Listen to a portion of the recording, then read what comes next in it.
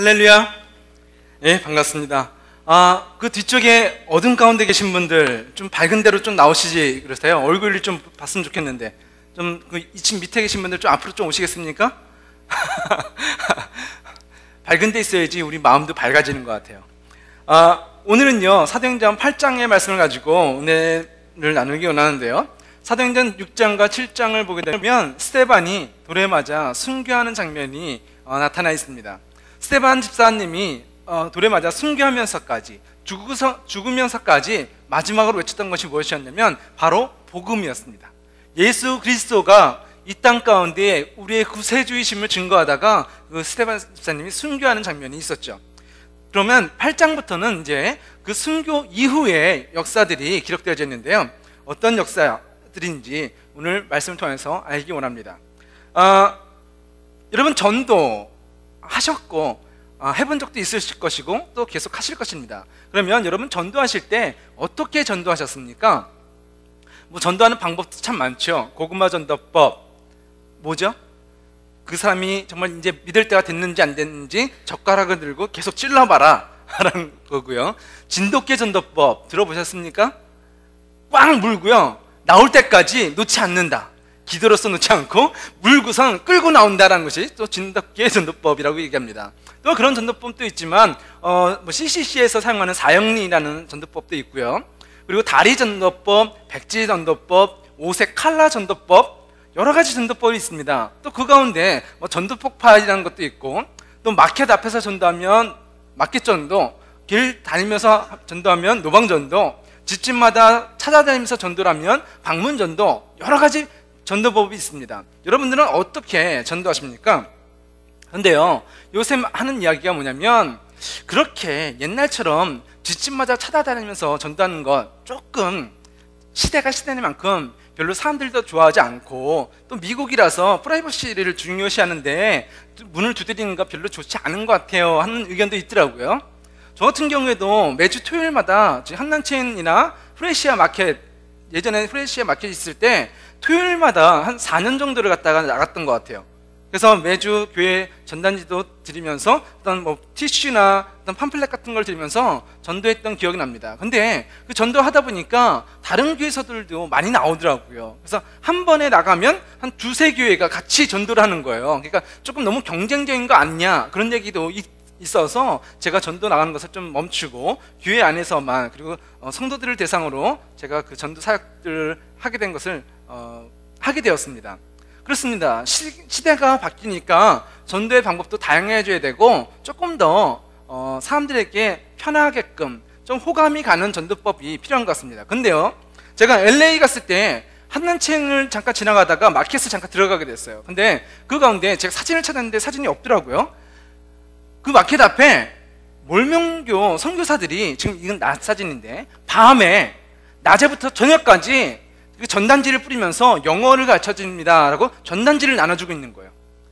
우리는 뭐라고 그랬죠? 마켓 앞에는 전도하는 거 좀 별로 좋지 않잖아요? 좀 현대적이지 않은 것 같아요 라고 얘기했는데, 지금 이 몰명교 선교사들은요 낮에부터 저녁까지 팜플렛을 갖다가 마켓 앞에서 주고 있는 거예요.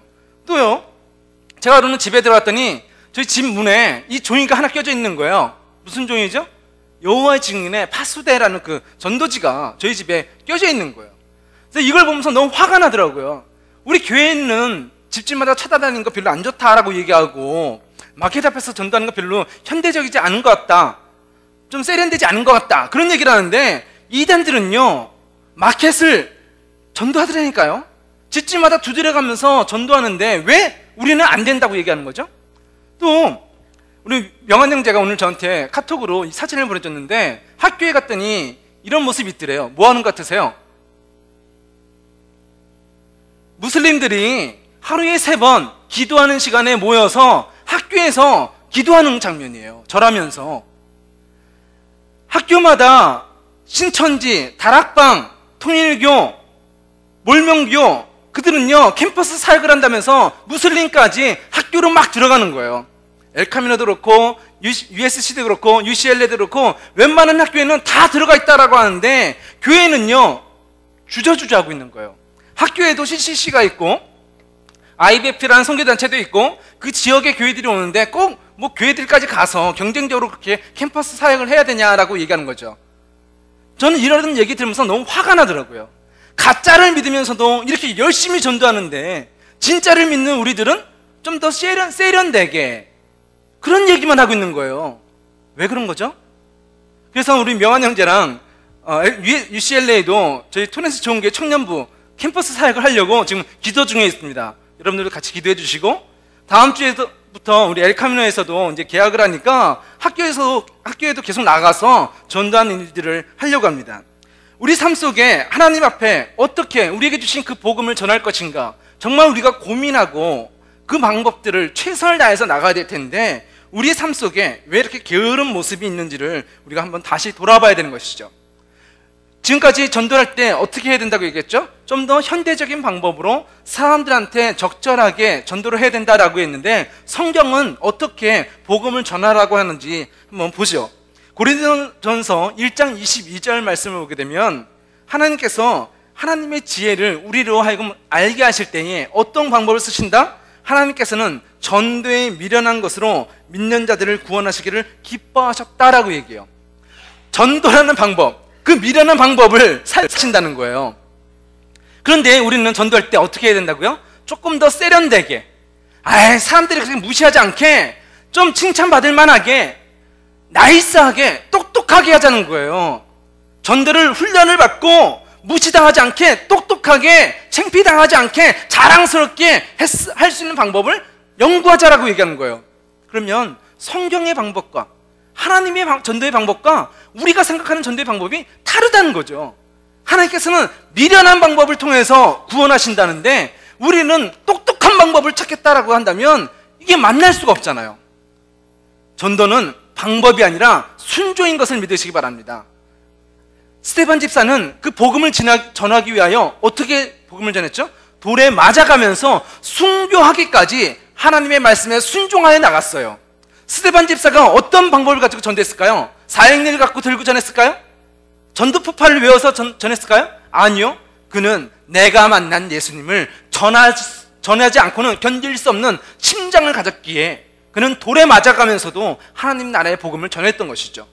우리도 전도하기 위해서 필요한 것은 뭐냐면 많이 훈련받는 것도 필요합니다. 성경을 아는 것도 필요합니다. 기도하는 것도 필요합니다. 그런데 가장 우선되는 것은 하나님의 말씀에 순종하여 나아가는 것이, 복종하는 것이 전도의 첫 번째 우선순위라는 것이죠.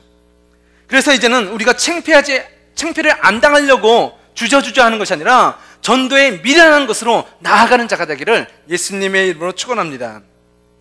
저도 어떻게 전도했나라는 걸 한번 생각해 봤어요. 내가 언제 예수님을 처음 만났나. 저는 국민학교 1학년 때 처음 교회를 나가게 되었고, 초등학교 1학년 때, 그래서 신앙생활 하다가 그냥 교회 가다가 안 가다 그 정도 신앙생활을 했습니다. 근데 고등학교 1학년 때 저희 같은 반 친구가 저한테 교회에 오라고 초대를 하더라고요. 이번에 우리 교회에서 행사가 있는데 문학의 밤 이런 행사를 하는데 한번 와라. 그래서 그래? 한번 가볼까? 하고선 교회에 갔다가 계속 다니게 되었고, 또 그 고등학교 1학년 때 예수님을 나의 구세주로 영접을 했어요. 그래서 너무 기쁜 거예요. 예수님께서, 내가 죄인인데 예수님께서 나를 구원해 주셨다는 사실이 너무나 행복하고 너무 기뻐서 쉬는 시간마다 친구들한테 가서 전도를 했어요. 근데 무엇을 가지고 전도했냐면, 그 전에는 그냥 교회 와라, 저도 그렇게 얘기했죠. 근데 CCC, 하이 CCC, 고등학교 CCC가 있어서 거기 가서 사형리 전하는 방법을 8시간 동안 배우고 왔어요. 그래서 사형리를 달달달 외웠죠. 그래서 쉬는 시간마다 그 사형리를 들고 와서 친구한테 잠깐만 5분만 붙잡고선 사형리를 전했어요. 그리고 청소 시간에도요, 남아가지고요, 한 5분만 하면서 쫓아다니면서 전도를 했어요. 그렇게 전도를 하게 되었고, 이제 신학대학을 갔습니다. 신학대학을 가서 이제는 내가 학교에서 배우는 것도 있고 복음에 대해서 더 연구를 하기 시작했습니다. 그래서 내가 알고 있는 방법을 가지고 그때는 사형리도 사용했지만 또 다른 전도법들도 사용했어요. 그래서 저는 토요일마다 학교 앞에 제가 전도사로 일할 때는 썬데이스쿨 아이들을 매주 토요일마다 전도하러 나갔어요. 그리고 그 전도가 끝나고 나면 오후에는 버스 정류장에 가가지고 전단지를 나눠주면서 상의 가지고 또 복음을 전하는 사역들을 했습니다. 그래서 하루는요, 이제 학교가 한국에서 침례신학대학은 대전에 하나가 있거든요. 그래서 대전에 내려가기 위해서 버스 강남 터미널에 갔어요. 근데 어느 날은 어떤 두 사람이 저를 향해서 걸어오는데 뭔가 분위기가 이상해요. 그때 유행했던 것들이 도를 아십니까? 뭐 그게 유행했었거든요. 도를 아십니까? 든지 아니면은 구원파나 다락방이라는 데서 전도를 많이 했어요. 그래서 당신은 구원받았습니까? 라는 질문부터 시작을 하는데 저쪽에서 오는 사람들이 조금 뭔가 느낌이 이상해. 아니나 다를까 저한테 오더니 구원받으셨습니까? 그러는 거예요. 네, 구원받았습니다. 그러면 구원받았는데 복음 전도하는 생활을 하고 계십니까? 묻는 거예요. 네, 하고 있습니다. 그러면 일주일에 3명 이상 2시간 이상 정도 복음을 전하고 계십니까? 라고 묻는 거예요. 그래서 저는 진짜 토요일마다 하루 5시간 정도 전도하고 있었기 때문에 저한테 그런 질문했을 때 예, 전도하고 있습니다 라고 대답했어요. 그랬더니 그 사람들이 그냥 당황을 하더라고요. 그래서 가요. 근데 만약에 내가 구원받았다고 하면서 전도를 안 하고 있었고 일주일 그 사람이 묻는 것처럼 일주일에 2-3시간씩 아니면 3-4명한테 전도를 안 하고 있었다면 제가 그때 전도사 했는데 뭐라고 얘기했을까요? 아유, 제가 바빠서 학교 다니나 좀 일이 많아서 전도해야 되는데 제가 못하고 있었네요. 죄송합니다. 이래야 될 거 아니에요. 이단한테 내가 올바른 복음을 믿는다고 하면서도 전도를 안 하고 있으면 이 사람한테 내가 부끄러움을 당하는 거예요. 그런데 내가 이 사람이 물을 때마다 내가 전도하고 있습니다, 하나님의 말씀을 증거하고 있습니다 라고 당당하게 이야기하니까 이 사람이 나한테 할 말이 없는 거예요. 만약에 내가 그렇게 안 했다면 이 사람은 이런 방법을 쓰거든요. 당신이 예수를 믿는다고 하면서 전도하지 않는 것, 당신은 행위가 없는 믿음, 죽은 믿음입니다. 그 믿음 갖고는 천국 갈 수 없습니다. 그래요? 그럼 어떻게 해야 되죠? 우리가 믿는 이 이단 교회에 와서 교육을 받고 우리가 가르쳐준 대로 전도하고 하나님 말씀대로 살아야지 천국에 갈 수 있습니다 라는 것이 이들의 레파토리예요. 그런데 내가 올바른 복음을 믿고 구원받았음에도 아무런 열매가 없는 삶을 살아가면 이 이단한테도 부끄러움을 당한다니까요. 그러면 우리가 정말 부끄럽지 않게 하나님의 말씀을 전하면서 살아야 될 거 아니에요. 그럼 어떻게 전할 것인가? 근데 제가 고등학교 1학년 때 어떻게 교회를 가게 되었죠? 제 친구가 쓴 전도 방법은 뭐였죠? 야, 초청장 한번 와. 그래, 알았어. 그거였거든요. 첫 1단계, 2단계, 3단계 성경 말씀을 달달달 외워서 그거 전혀 아니었어요. 근데 그 친구가 초청장 하나 주면서 우리 한번 와라 라고 한 것이 그 친구가 쓴 전도 방법이었어요. 근데 그 전도 방법으로 그 전도 받은 사람이 목사까지 됐으면 이거 괜찮은 방법 아니에요? 예? 전도 폭발도 좋고 사역리도 좋고 많은 전도 방법이 있어요. 그런데 초청장 하나 주면서 한번 올래? 한번 와! 안 오면 안 돼! 이거 괜찮은 방법이라니까요? 방법이 중요한 것이 아니라 우리 마음속에 예수 그리스도가 살아계시면 사랑한다고 말하게 되는 거예요. 근데 사랑하는 마음이 없어요. 식어버렸거든요. 예전에는 뜨거웠는데 지금은 내가 구원 받았나? 하나님 사랑하긴 사랑하는데 그냥 알고는 있지만 너무 외로워. 그런 사람이 하나님의 사랑을 전한다고요? 내 안에 사랑이 없는데 어떻게 전해요? 전해야 된다는 사실을 아니까 순종은 해요. 예수 믿으세요. 근데 뻘쭘해. 전하는 내가 뻘쭘해. 내 안에 사랑이 없으니까 그냥 말만 사랑한다고 얘기하고 말만 교회라고 얘기하고 하나님은 당신을 구원하십니다, 당신을 사랑하십니다 말만 하는 거예요. 성경은 우리가 말하는 자로서 전도하는 것이 아니라 우리 안에 예수 그리스도의 사명이 불타는 자가 주님의 말씀으로 구원받은 사람만이 그 증거를 할 수 있다고 가르쳐주고 있는 것이죠. 내가 복음으로 살아가길 소원하고 그 복음으로 거듭나야만 우리는 전도할 수 있는 삶이 된다는 것입니다. 그럼 구체적으로 어떻게 전도할지에 대해서 오늘 사도행전 8장에 나타난 그 방법들을 여러분과 함께 나누기 원합니다. 언제 어떻게 전도해야 될 것인가? 첫 번째, 언제 전도할 것인가? 1절과 2절과 3절 말씀을 보게 되면 스데반이 돌에 맞아 순교하였습니다. 그리고 그 순교로서 끝난 것이 아니라 많은 핍박이 일어났다라고 얘기해요. 이제 복음의 순교를 통하여서 하나님께서 그 순교의 핏값으로 교회를 다시 부흥시켜 주는 것이 아니라 계속되는 어려움들이 온다는 거예요. 그래서 사람들이 감옥에 갇히게 되었다라고 얘기해요. 그래서 많은 사람들이 예루살렘에 있지 못하고 다 도망을 가게 된 거예요. 흩어지게 된 거예요.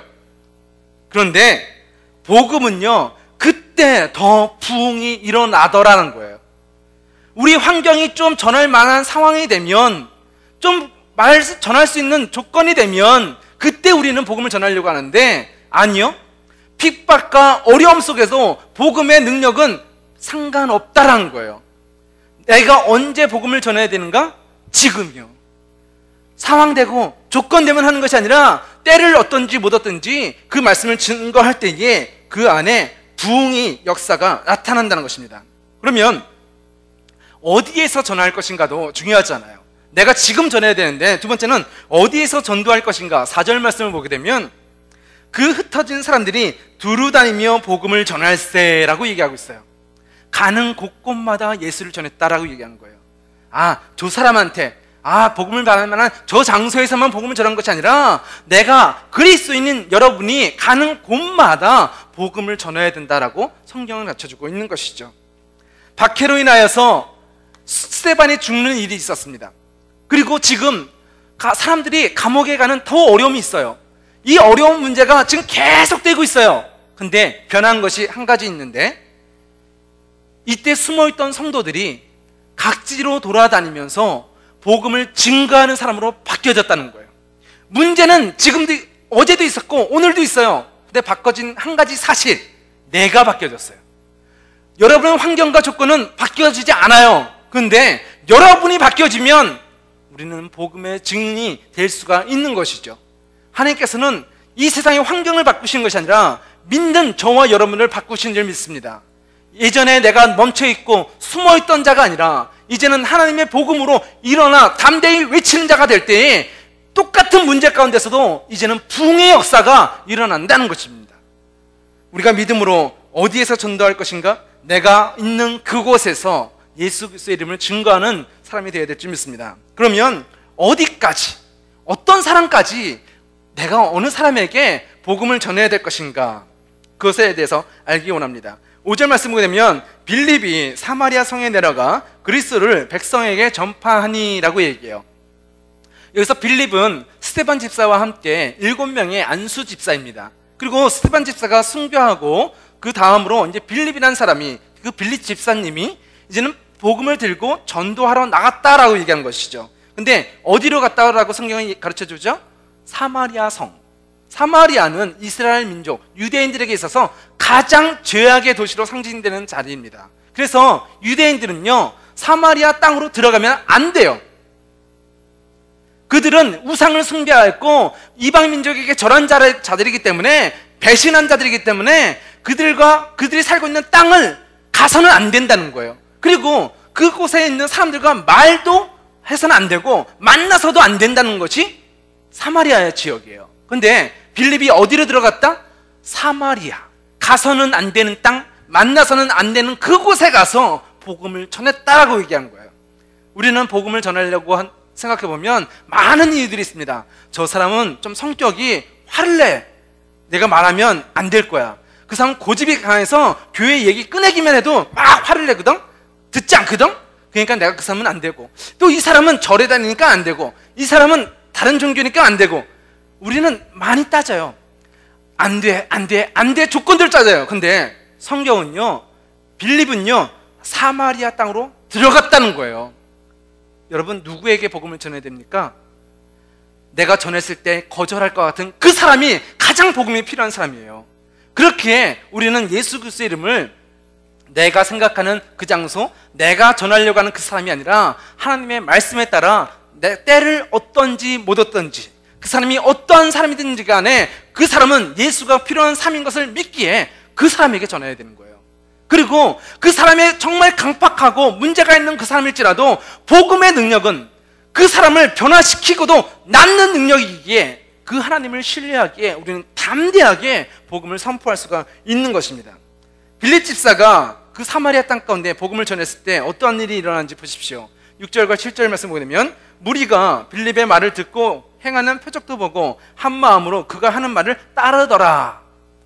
어떻게 된 일이죠?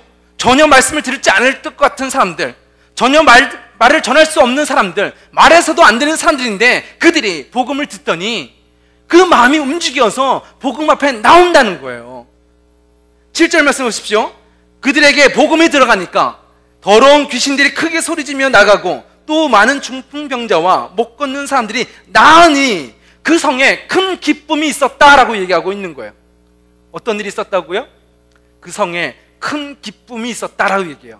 귀신들이 떠나갔다라고 얘기한 거예요. 말씀의 능력이 나타나니까 세상의 죄악들이 떠나가고 세상의 죄악들이 사단이 그 붙잡고 있던 영혼들이 복음으로 말미암아 자유하게 되니까 그 사단의 더러운 것들이 다 떠나갔다라고 성경은 선포하고 있는 것입니다. 그래서 그 성에 큰 기쁨이 있었다라고 선포하고 있어요. 제가 전도 폭발이라는 그 훈련을 받게 되었었는데, 제가 여태까지 받아본 전도에 관련된 훈련 방법은 가장 좋은 훈련 방법이었던 것 같아요. 근데 그 방법을 통해서 45분 동안 외우는 거예요. 내가 복음을 전할 내용을 갖다가.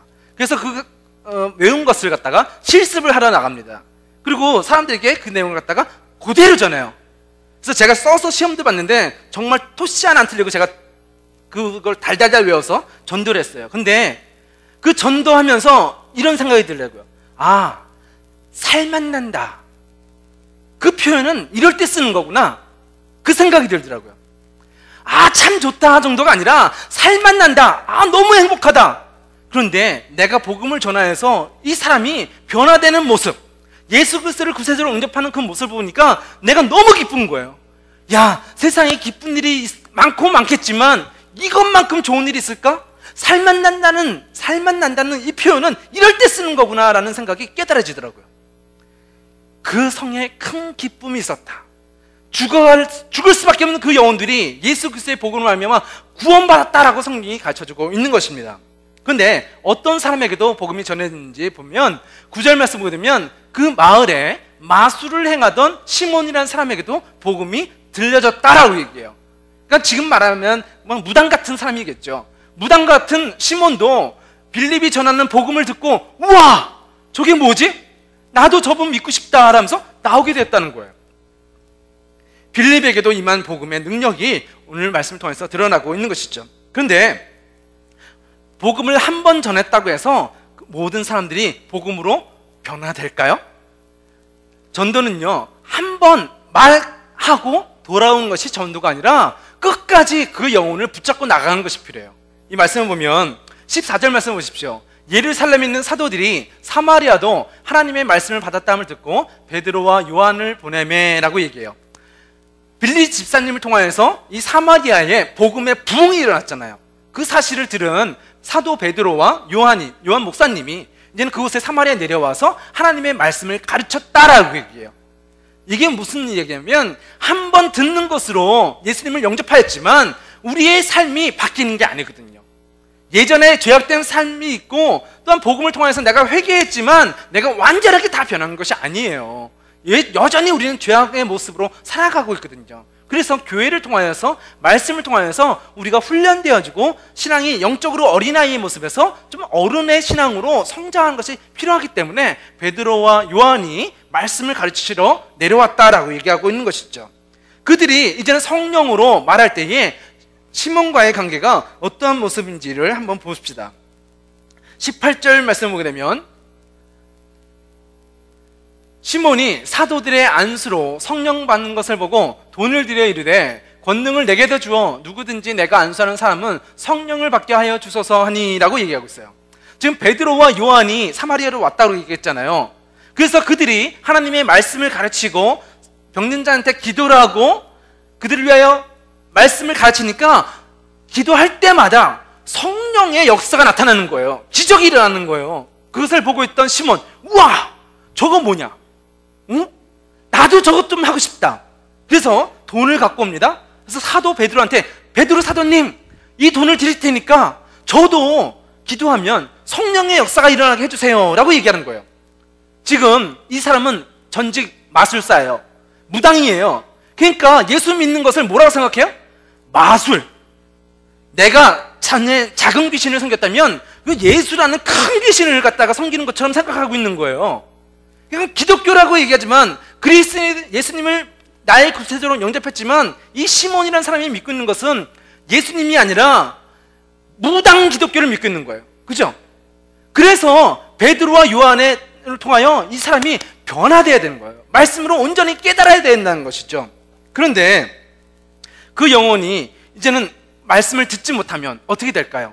여전히 무당 기독교를 가지고 그것이 맞는지 알고 여전히 무당 기독교의 모습으로 살아갈 거 아니에요. 그래서 우리는 전도 한 번 하고 끝? 아니요. 그 사람이 예수 그리스도가 제자가 될 때까지 하나님의 말씀을 가르쳐 지키게 해야 된다라고 얘기하는 것이죠. 제가 전도를 하면서 우리 미국에 갔을 때도 어느 집사님이 매주 LA에 가서 노방전도를 한다고 하시더라고요. 그래서 제가 집사님 저도 전도하고 싶은데 저도 좀 데려가 주세요. 어떻게 전도하는지 좀 더 저도 배우고 싶어요 라고 하면서 같이 가게 되었어요. 그래서 LA에 있는 한 교회에 모여서 그 선교단체가 같이 기도를 하고 몇 군데로 흩어져서 전도를 하러 나갔습니다. 저는 웨스턴하고 3간가 기억이 4간지 잘 모르겠는데 버스 정류장에 저희 팀이 가게 되었어요. 그래서 한 사람은 기도하고 한 사람은 무릎 꿇고 중보 기도하고 또 복음을 이 사람이 전하고 나면 이 기도했던 사람이 다시 복음을 전하고 이 사람은 무릎 꿇고 중보 기도하는 어떤 그런 시스템으로 그런 순서로 이제 전도를 하게 되었습니다. 그리고 저랑 같이 갔던 그 파트너 집사님이 이제 그분들은요 뭐 한국 사람한테만 전도하는 것이 아니라 뭐 히스패닉, 백인, 흑인, 아시안 상관없이 그 정류장에서 버스를 타려고 기다리는 사람 모든 사람한테 전도를 하는 거예요. 그래서 이분이 전도를 하고 저는 무릎을 꿇고 기도하는데 하나님께서 너무 마음이 아픈 거예요. 이 영혼이 너무 불쌍한 거예요. 그래서 저도 모르게 막 눈물이 너무 떨어지는 거예요. 그 눈물이 땅에 막 뚝뚝뚝 떨어지더라고요. 근데 놀라운 것은요 지나가던 사람들이 찾아와서 기도를 부탁하는 거예요. 내가 어제 직장을 파이어 돼가지고 새로운 직장이 필요한데 꼭 직장을 붙게 달라고 기도를 부탁한 사람도 있고, 예전에 내가 교회를 다녔었는데 교회를 안 다니고 있다, 내가 다시 교회를 다닐 수 있도록 예수님 말씀대로 살 수 있도록 기도해달라. 많은 사람들이 와서 기도를 부탁하는 거예요. 그냥 흑인들이 와서, 히스패닉 사람들이 와서 기도를 부탁하더라고요. 그리고 그 전도를 몇 시간 동안 한 다음에 그 사람들과 다시 처음 모였던 교회로 모였습니다. 그래서 서로 간증을 하는 거죠. 오늘 우리가 복음을 전할 때 이런 역사들이 있었습니다. 이런 하나님의 은혜가 있었습니다. 그 어떤 사람이 예수 그리스도를 영접하였습니다 라는 너무나 기쁜, 그 성에 기쁨이 가득하더라라는 사도행전의 모습과 같이 이 성도들의 간증이 너무 기쁨으로 가득 차 있는 거예요.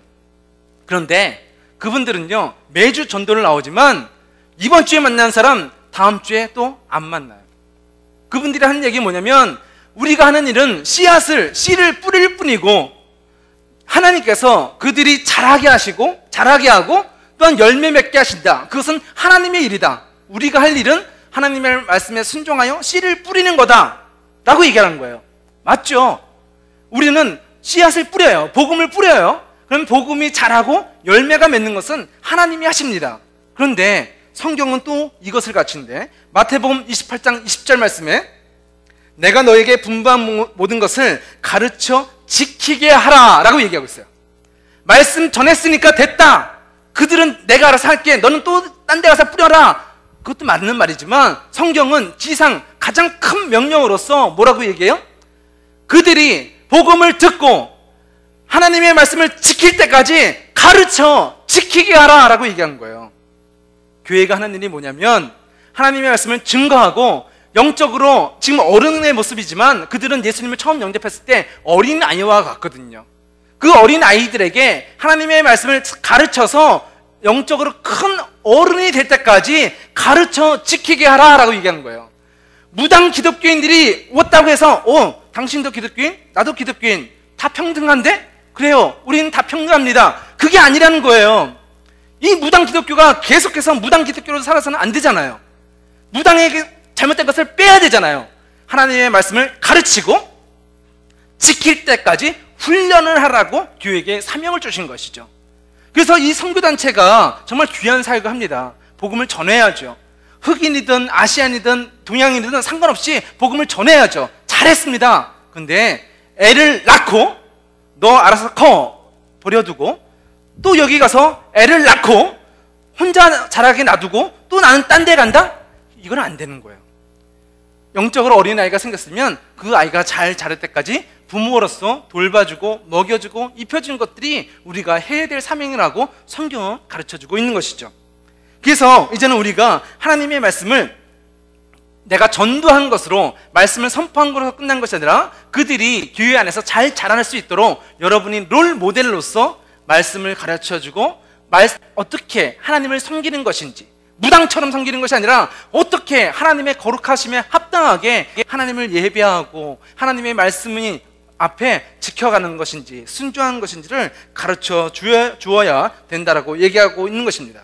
그러면 다섯 번째, 전도는요, 하나님께서 우리에게 주신 방법이 아니라 순종이라는 것입니다.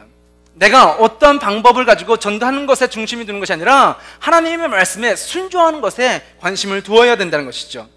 빌립 집사에게 하나님께서 성령으로 주의 선사가 이렇게 말합니다. 26절 보십시오.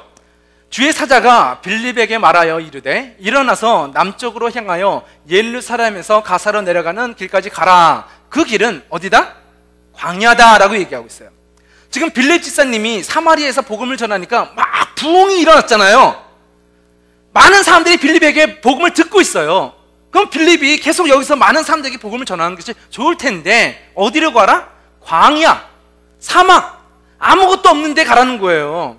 여기 있으면 지금 많은 사람들 복음을 전할 수 있는데 아무도 없는 곳에 가라. 이해가 되세요? 그럼 만약에 빌립 집사님이 하나님, 지금 내가 오늘 만나기로 한 사람이 몇 명이 있는데 그들한테 빨리 복음 전하고 그때 갈게요 라고 했다면 어떻게 됐을까요? 오늘 27절 말씀 보니까 빌립이 그 즉시 일어나서 갔을 때에 누굴 만나냐면 에디오피아 사람, 곧 에디오피아 여왕 간다게의 모든 국거를 맡고 있는 관리인 네시가 예배하러 예루살렘에 왔다가 돌아가는 그 길에 만나게 되는 거예요. 빌립이 사마리아에서 광야로 내려가고 마침 내려갔을 때 누굴 만난다? 간다게의 네시, 왕의 네시인 사람을 갖다가 만나게 돼요. 근데 그 네시가 마차를 타고 가면서 그 안에서 이사야 말씀을 읽고 있는 거예요. 그래서 빌립이 그 말씀이 무슨 말씀인지 압니까? 라고 하니까 모른대.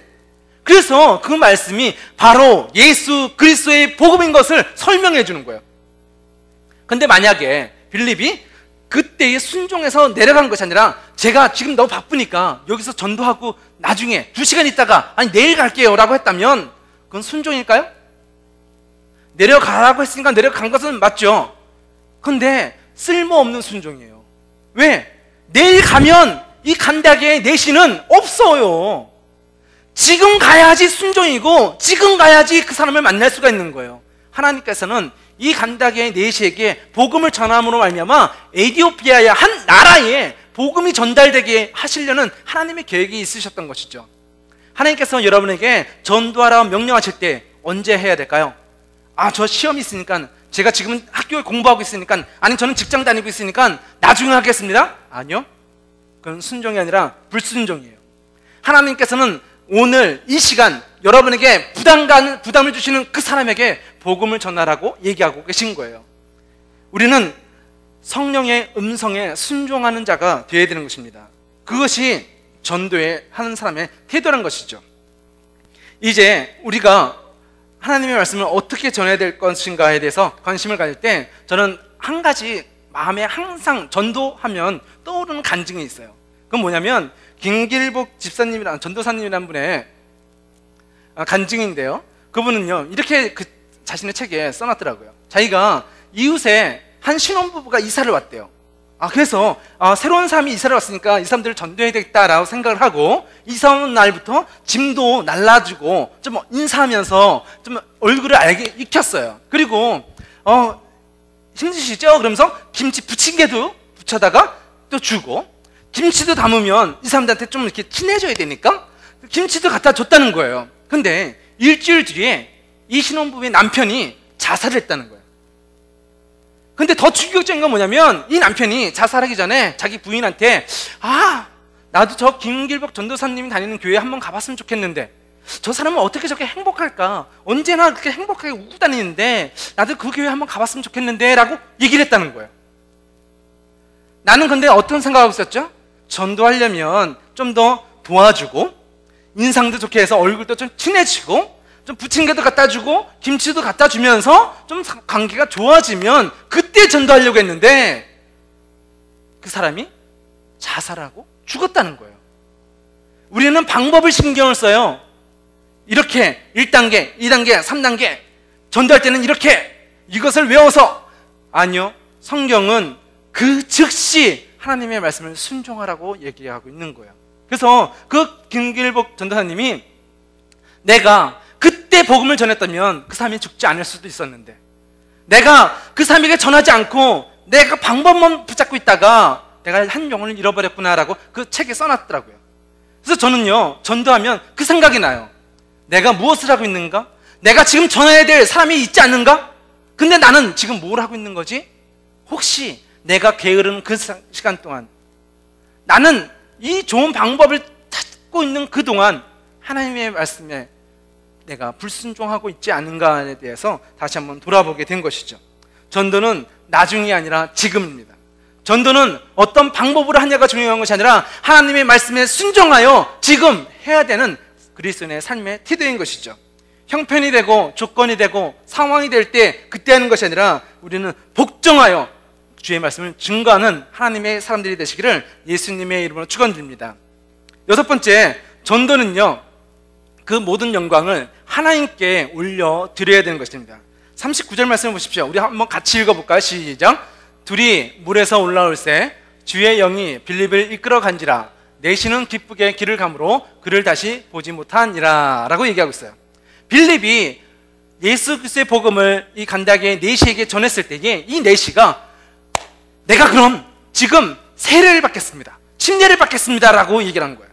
그래서 그 자리에서 내려와서 물에 들어가서 침례를 받아요. 그리고 침례를 받고 물에서 나오는데 나에게 침례를 준 빌립 집사가 보이지가 않는 거야. 어떻게 된 일이죠? 어디 간 거죠? 근데 이거는 굉장한 영적인 의미가 있어요. 우리가 예수 그리스도의 이름으로 기도하고 안수했을 때에 이 병든 사람이 나아요. 그러면 이 사람이 뭐라고 얘기할까요? 아, 베드로 집사님이, 아니 베드로 사도가 나의 병을 고쳐줬다고 얘기할 거 아니에요. 아, 목사님이 기도했더니 우리가 병이 나았다, 귀신이 떠나갔다, 감사합니다. 내가 복음을 전했더니 이 사람이 이제는 예수 그리스도를 영접하고 하나님의 백성이 됐어요. 그러면 복음을 전해준 나에게 너무 감사하다고 얘기하는 거죠. 그러면 어쩔 때는요, 하나님이 이 사람을 고쳐주시고 예수 그리스도의 십자가의 보혈의 능력이 이 사람을 구원한 건데 사람들은 나를 칭찬해. 아, 목사님 대단하십니다. 목사님 기도짱, 뭐 이런 얘기를 하는 거예요. 그러면 어느 순간 제가 좀 기도 좀 하죠. 제가 전도했습니다. 제가 전도할 때 암이 나왔어요. 내가 영광을 받게 되는 거예요.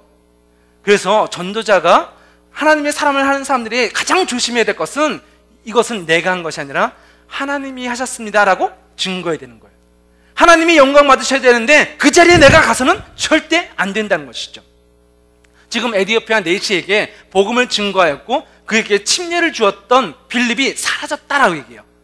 그러니까 이 에디오피아 내시가 빌립한테 감사합니다 얘기할 시간이 없어.